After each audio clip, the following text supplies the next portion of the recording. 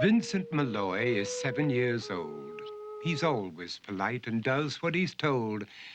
For a boy his age, he's considerate and nice. But he wants to be just like Vincent Price.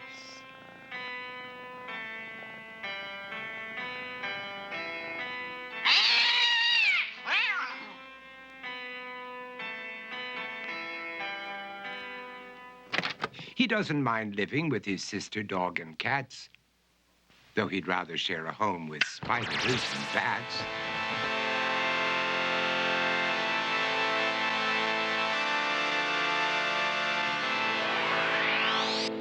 There he could reflect on the horrors he's invented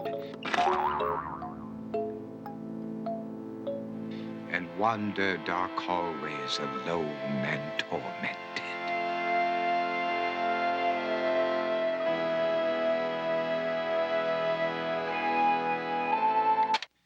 Vincent is nice when his aunt comes to see him, but imagines dipping her in wax for his wax museum.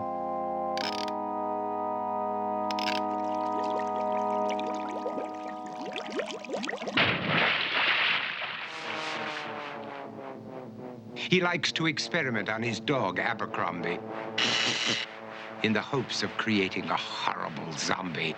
So he and his horrible zombie dog could go searching for victims in the London fog. His thoughts, though, aren't only of ghoulish crime. He likes to paint and read to pass some of the time. While other kids read books like Go, Jane, Go, Vincent's favorite author is Edgar Allan Poe. One night, while reading a gruesome tale, he read a passage that made him turn pale. Such horrible news he could not survive, for his beautiful wife had been buried alive. He dug out her grave to make sure she was dead, unaware that her grave was his mother's flower bed.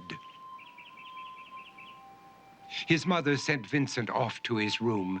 He knew he'd been banished to the Tower of Doom, where he was sentenced to spend the rest of his life alone with the portrait of his beautiful wife. While alone and insane, encased in his tomb, Vincent's mother burst suddenly into the room.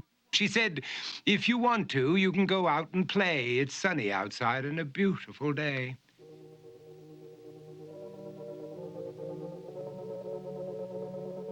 Vincent tried to talk, but he just couldn't speak. The years of isolation had made him quite weak.